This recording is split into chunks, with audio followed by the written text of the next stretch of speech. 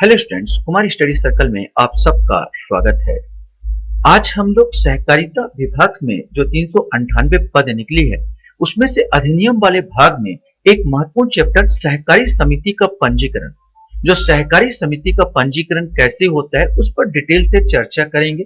अधिनियम को देखेंगे, इसमें आपका पूरा अधिनियम भी याद होता चला जाएगा। जो आपका छत्तीसगढ़ सहकारी सोसाइटी अधिनियम 1960 है उसको भी आप याद करने में सहूलियत होगी। तो आज हम लोग सहकारी समिति का पंजीकरण देखने वाले हैं। तो चलिए एक एक नजर हम लोग देखते हैं कि कैसे पंजीकरण होता है, कैसे रजिस्ट्रीकरण होता है, क्या क्या शर्तें हैं, क्या क्या अधिनियम।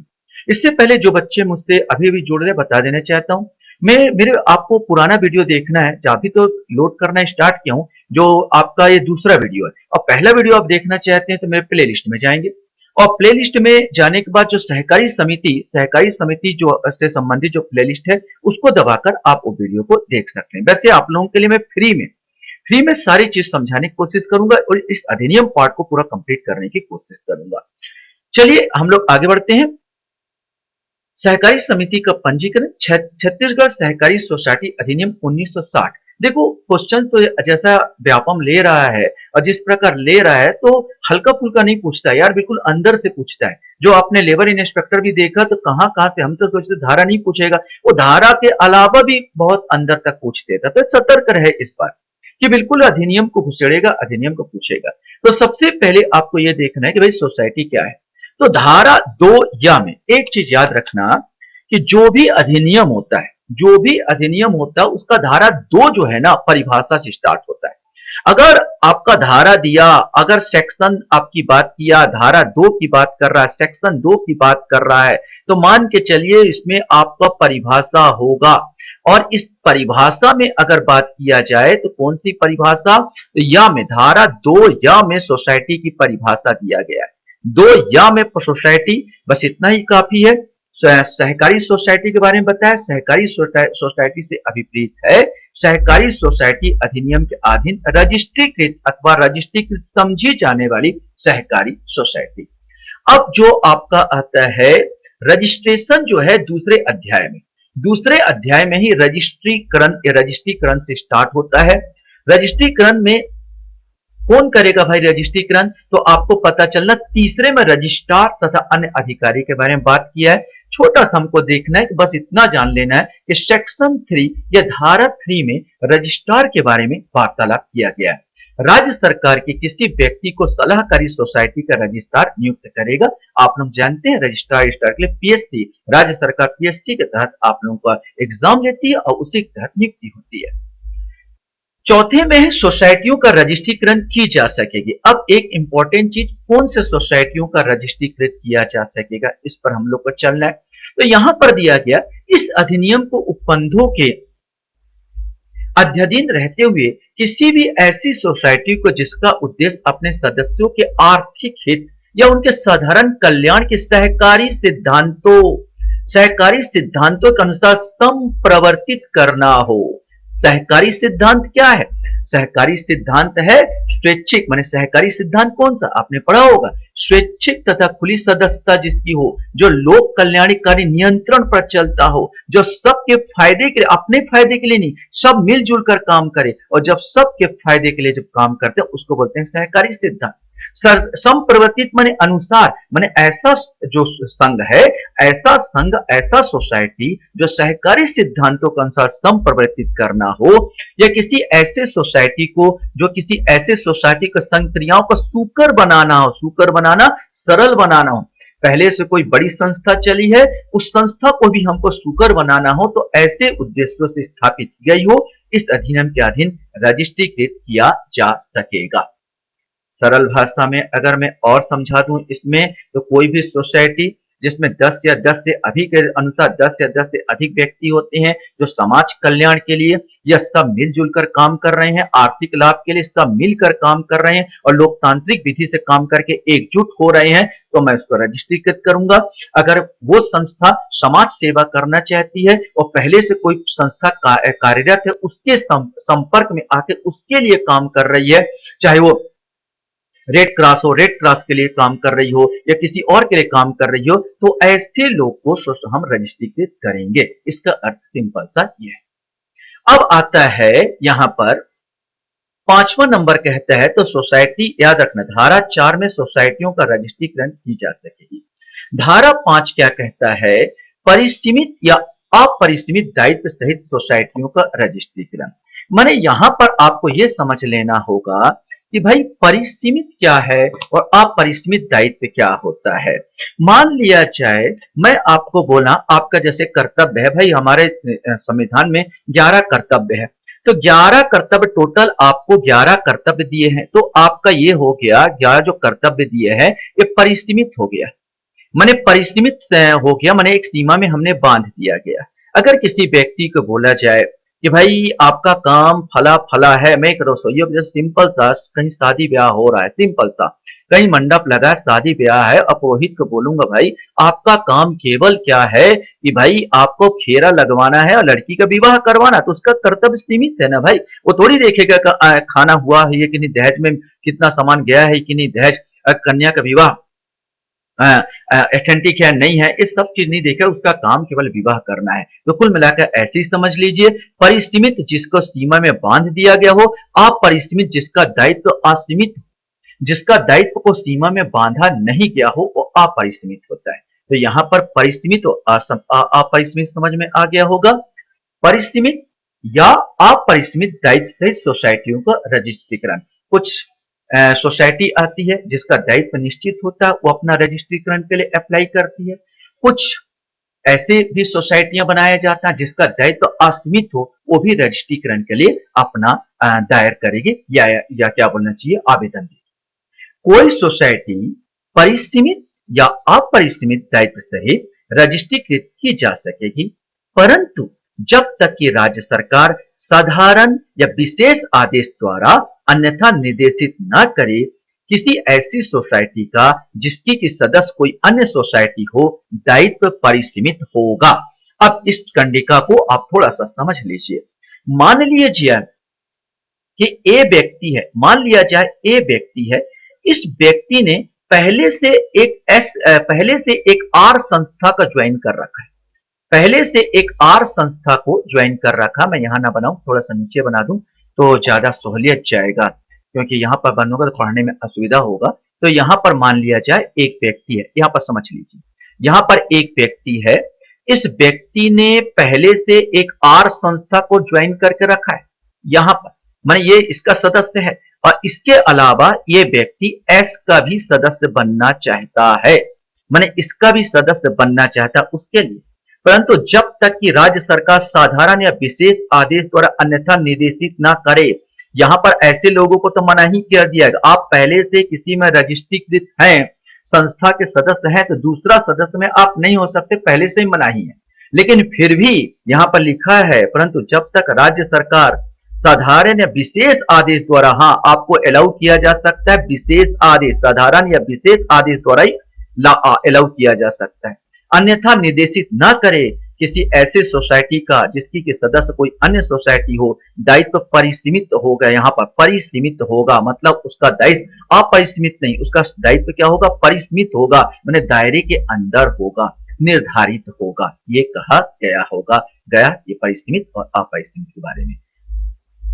चलिए अब देखते हैं कि भाई रजिस्ट्रीकरण की शर्तें क्या है। तो सबसे इंपॉर्टेंट है धारा 6 में कि रजिस्ट्रीकरण के लिए शर्तें बताया गया है।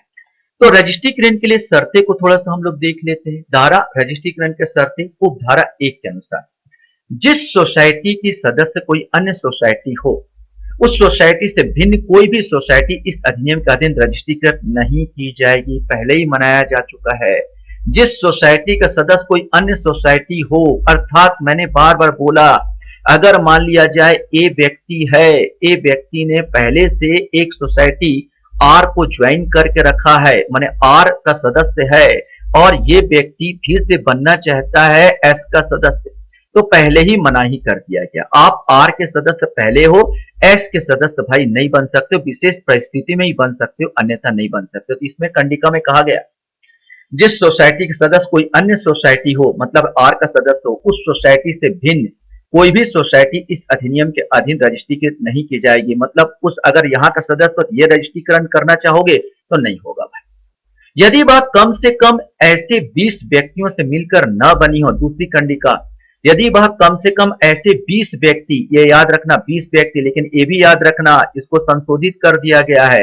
20 की जगह राज्य सरकार ने अभी 10 कर दिया, बताऊंगा मैं संशोधन को, 10 कर दिया गया, व्यक्तियों से मिलकर न बनी, जो भारतीय संविदा अधिनियम 1872 क्रमांक 9 सन 1872 की धारा 11 के अधीन संविदा करने के लिए सक्षम हो। संविदा माने कॉन्ट्रैक्ट समझौता, संविदा माने कॉन्ट्रैक्ट समझौता, और समझौता आप जैसे कोई जमीन बेचता है, जमीन बेचने के लिए भी आपकी आयु कम से कम 18 साल होनी चाहिए।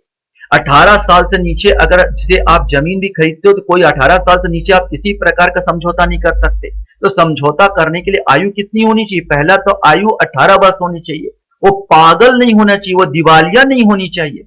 दिवालिया और पागल ऐसे व्यक्ति से समझौता नहीं किया जा सकता, संविदा नहीं किया जा सकता। तो पहली बात बोल दिया गया, जो भारतीय संविदा अधिनियम 1872 क्रमांक 9 सन 1872 धारा 11 का अधीन संविदा करने के लिए सक्षम हो, तथा जो निकट के नातेदार ना हो, और एक चीज और, निकट के नातेदार ना हो, और 20 भिन्न भिन्न कुटुंबों के हो। अर्थात ऐसा नहीं होगा कि घर के सब घर लोग मेंबर मिल जाते हैं और मेंबर मिलकर एक असेंबली बना लिए, मतलब अपना समिति बना लिया और रजिस्ट्रीकरण कर चले आए। भाई एक कुटुंब के नहीं होगा, एक कुटुंब से एक आदमी।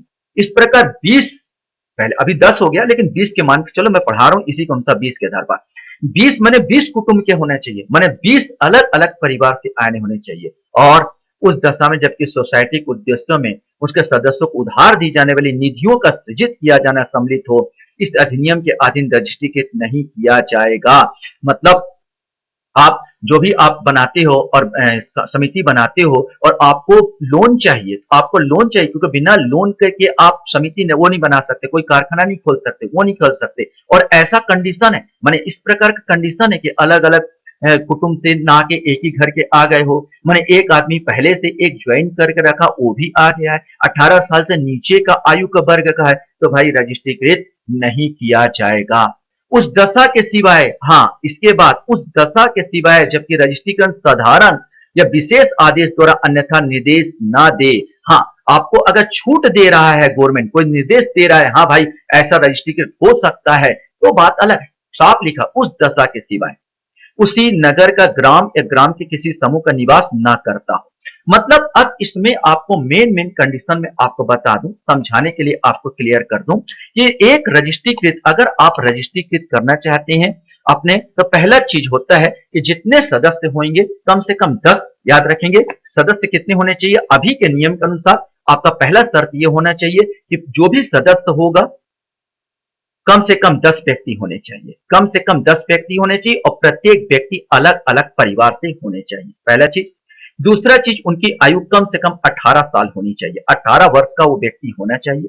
तीसरा चीज, वो जो व्यक्ति होगा ऐसा नहीं कि अलग अलग, एक ही ग्राम, अगर एक ग्राम का है तो एक ही ग्राम का व्यक्ति होना चाहिए, सब के सब एक ही ग्राम से संबंधित हो। चौथा कंडीशन में आपको अगर यहाँ बताने की कोशिश करूं तो वो व्यक्ति, ऐसा व्यक्ति सदस्य ना हो कि 2 ज्वाइन करके रखे, एक पहले से ज्वाइन करके रखे, 2 या 2 से अधिक ज्वाइन करके रखा सोसाइटी का और फिर बनना चाहता, ये नहीं चलेगा। मतलब वो फ्रेश होना चाहिए। तो आपको क्या याद रखना है कि पहला कंडीशन 10 से अधिक व्यक्ति होने चाहिए, उनकी आयु 18 वर्ष से अधिक होनी चाहिए, पागल और दिवालिया नहीं होनी चाहिए क्योंकि वो संविदा करने के योग्य होना चाहिए, प्रत्येक व्यक्ति एक ही परिवार का नहीं होना चाहिए, अलग अलग परिवार से संबंधित होना चाहिए, और इस कंडीशन अनुसार वो व्यक्ति जो भी होना चाहिए विशेष कंडीशन छोड़ के पहले से कोई भी समिति को ज्वाइन करके ना रखा हो। ये सिंपल सी बात यहाँ पर समझ में आ रही है, ये आपके दिमाग में बैठ जाना चाहिए। अब आता है, क्योंकि इसमें से बहुत सारे क्वेश्चन बनेंगे आपका यहाँ पर, और अधिनियम को समझना थोड़ा सा दिक्कत आप लोगों के लिए हो सकता है, तो मैं यहाँ पर आपको समझाने की कोशिश कर रहा हूँ और बताने की कोशिश कर रहा हूँ।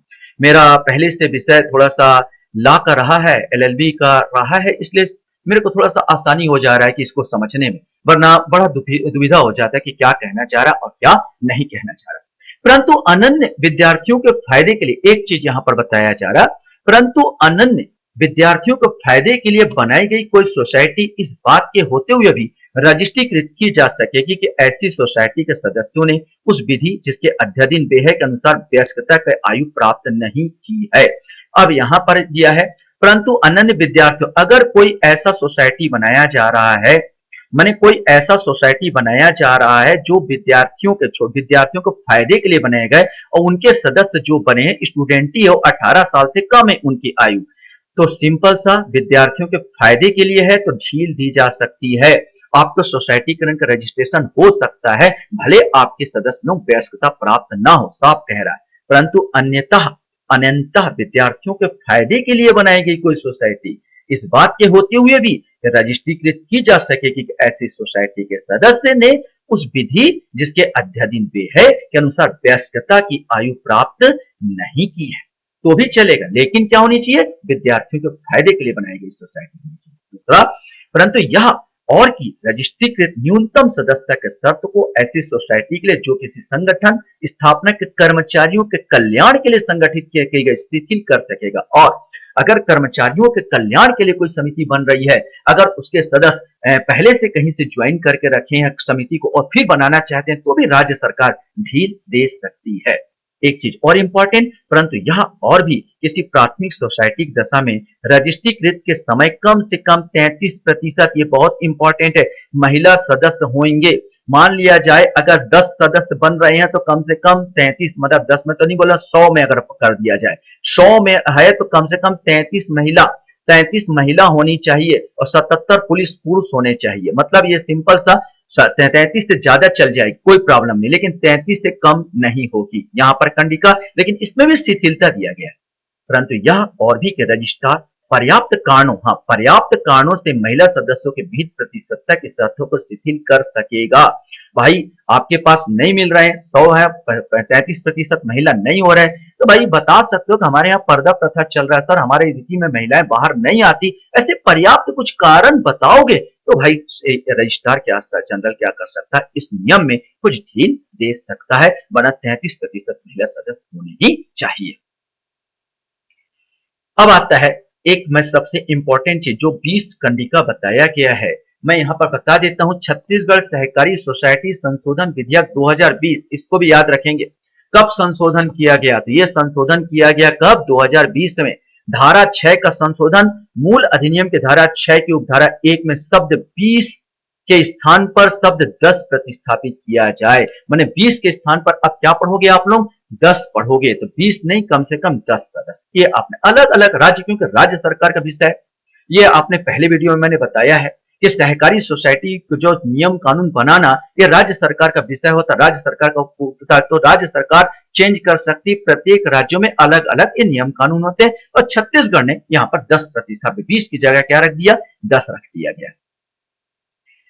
आखिर अब आता है कि भाई हम आवेदन कहां दे, तो यहां पर 7वें नंबर में हमारे पास आता है रजिस्ट्रीकरण के लिए आवेदन। रजिस्ट्रीकरण के लिए आवेदन हम किसको दे सकते हैं और किसे दे, तो सिंपल सा है, रजिस्ट्रीकरण के प्रयोजन के लिए किसी सोसाइटी को रजिस्ट्रीकृत करने के लिए आवेदन विहित प्रारूप में किसके पास, रजिस्ट्रार को दिया जाएगा। किसमें दिया गया आवेदन, धारा 7 में दिया गया, ये भी याद करना, आवेदन धारा 7 में रजिस्ट्रार को किया जाएगा। और उसके साथ सोसाइटी की प्रस्थापित उपविधियों में 4 प्रतिलिपियां संलग्न की जाएगी।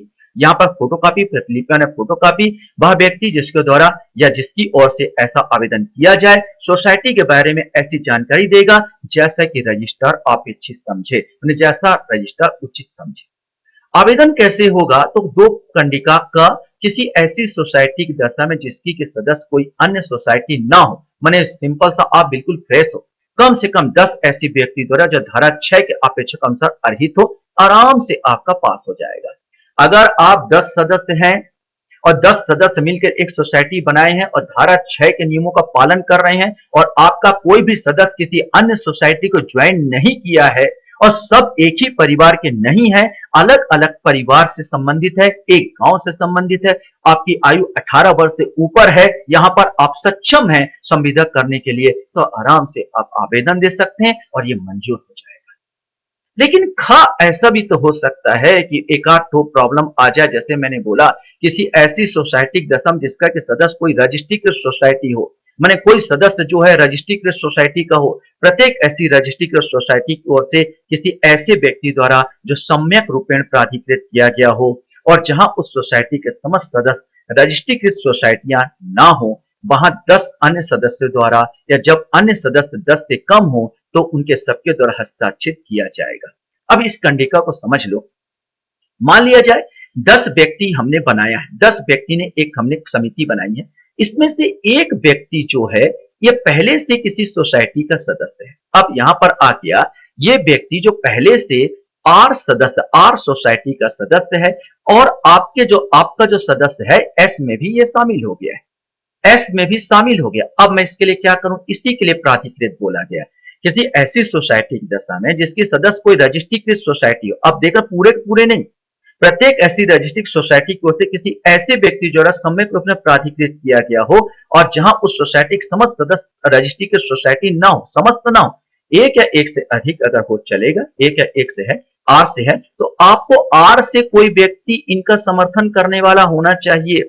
माने एक व्यक्ति कोई प्राधिकृत आर सोसाइटी करेगा कि मैंने मान लिया जब बी को प्राधिकृत कर दिया कि भाई इसके फेवर में आपको हस्ताक्षर करने हैं, ये हमारे यहाँ का सदस्य है, ये हमारे यहाँ का सदस्य है और इसमें भी शामिल होना चाहता है। साफ बोला है कि प्रत्येक ऐसी रजिस्ट्री की सोसाइटी की ओर से, रजिस्ट्री के ध्यान रखना, रजिस्ट्री की सोसाइटी की ओर से किसी ऐसे व्यक्ति द्वारा सम्यक रूपेण प्राधिकृत किया गया, प्राधिकृत मैंने उसको पावर ऑफ अटॉर्नी दिया गया कि आप इनके फेवर में बोल दीजिए, जाकर हस्ताक्षर कर दीजिए, हो मैंने गवाही दो, एक प्रकार से गवाही दो, हाँ हमारे यहाँ का ये सदस्य है और इसमें ज्वाइन कर रहा है हो। और जहां उस सोसाइटी के समस्त सदस्य रजिस्ट्री की सोसाइटी ना हो, सबके सब नहीं होने चाहिए, वहां 10 अन्य सदस्यों द्वारा या जब अन्य सदस्य 10 से कम हो तो उन सब के द्वारा हस्ताक्षरित किया जाएगा, ये इस कंडिका में कहा गया है। अब आता है हमारे सामने कि कतिपय प्रश्नों का विनिश्चय करने का रजिस्ट्रार की शक्ति। तो कुछ प्रश्न ऐसे हो सकते हैं जैसे कि भाई सदस्य बाहर का है या नहीं है, कौन सा है, जैसे इसमें बोला गया 8 कंडिका में कहा गया है कि जहां किसी सोसाइटी के बनाए जाने, उनका रजिस्ट्रीकरण किया जाने या उसके बने रहने के संबंध में या किसी व्यक्ति को किसी सोसाइटी के सदस्य के रूप में स्वीकृत किए जाने के संबंध में कोई ऐसा प्रश्न उद्भूत हो कि कोई व्यक्ति कृषक है या नहीं, पहला कोई व्यक्ति कृषक है या नहीं, अथवा कोई व्यक्ति किसी विशिष्ट क्षेत्र में निवास करता है या नहीं, अथवा कोई व्यक्ति किसी विशिष्ट वर्ग में आजीविका संबंधित है या नहीं, अथवा जहां किसी सोसाइटी का सदस्य बनने के लिए किसी व्यक्ति की पात्रता के संबंध में ऐसा कोई प्रश्न उद्भूत हो, वहां ऐसा प्रश्न रजिस्ट्रार द्वारा निश्चित किया जाए। कौन निश्चय करेगा कि यह गांव का नहीं, कौन निश्चय करेगा कि इसकी 18 वर्ष आयु नहीं है, कौन निश्चय करेगा कि बिल्कुल फ्रेश नहीं है, किसी और ज्वाइन करके रखा है, कौन निश्चय करेगा, सिंपल सा आपको याद करना है, धारा 8 के अनुसार वो भी निश्चय रजिस्ट्रार करेगा। क्वेश्चन ऐसे ही बनेगा, क्वेश्चन ऐसे बनेगा कौन सा कृषक है नहीं है, इसका विनिश्चय कौन करेगा, कौन यहाँ निवास करता है, कौन दूसरी जगह निवास, एक जगह निवास नहीं करता, कौन निश्चय करेगा, रजिस्ट्रार विनिश्चय करेगा और उसका निर्णय ही अंतिम होगा। अर्थात इसको ले जाके आप न्यायालय नहीं जा सकते, उसका निर्णय साफ बोल दिया गया, वो अंतिम होगा। अब सिंपल सा रजिस्ट्रीकरण की बात करते हैं तो धारा 9 में रजिस्ट्रीकरण के बारे में बात किया गया, ये भी आपको याद रखना। धारा 9 में ये याद रखना किसमें रजिस्ट्रीकरण की बात की, धारा 9 में। उपधारा 3 के अनुसार रजिस्ट्रार किसी सोसाइटी के रजिस्ट्रीकरण के लिए आवेदन प्राप्त होने के तारीख से 90 दिन के भीतर, इसको भी संशोधित किया गया है, 90 दिन को अब बना दिया गया, बता दूंगा यहां पर 45 दिन कर दिया गया है, याद रखना 90 दिन को 45 दिन कर दिया गया है। तो उपधारा रजिस्ट्रीकरण, रजिस्ट्रार किसी सोसाइटी के रजिस्ट्रीकरण के लिए आवेदन प्राप्त होने की तारीख से 90 दिन के भीतर विनिश्चय करेगा। अभी वर्तमान में 45 दिन के भीतर आपको विनिश्चय करना होगा और पुराने जो हमारा अधिनियम उसके आधार पर 90 दिन। परंतु यदि, अब यह आगे बोलता है, परंतु यदि क्वेश्चन बन सकता है कितने दिन के अंदर, तो सीधा आप 45 लगाओगे या 90 नहीं लगाओगे। परंतु यदि रजिस्ट्रार पूर्वोक्त कालावधि के भीतर ऐसा आवेदन का निपटारा करने में असफल रहता है तो वह ऐसी कालावधि का अवसान होने की तारीख से 15 दिन के भीतर ऐसे आवेदन को अगले उच्च अधिकारी को, और जहां रजिस्ट्रार स्वयं रजिस्ट्रीकरण अधिकारी है वहां राज्य सरकार को निर्देशित करेगा। यथा स्थिति जो या जिसके द्वारा आवेदन प्राप्त होने की तारीख से 2 मास के भीतर निपटारा किया जाएगा, और यथा स्थिति ऐसे उच्च अधिकारी या राज्य सरकार द्वारा उस कालावधि के भीतर आवेदन निपटारा करने में असफल रहने पर सोसाइटी या उसकी उपविधियां को रजिस्ट्रीकृत कर दी गई समझी जाएगी। अब इस चीज को क्लियर समझा देता हूं। मान लिया जाए यहां पर एक रजिस्ट्रार है, यहां पर मैंने बनाया एक रजिस्ट्रार बना दिया, ये रजिस्ट्रार बाबू है, मैंने आर कर दिया और इसके पास मैंने आवेदन दिया, ए ने आवेदन दिया एक समिति बनाने के लिए और इस समिति को 45 दिन पूरा हो गए, 45 दिन में भी इसने कुछ निराकरण नहीं किया। तो अब क्या करेगा रजिस्ट्रार?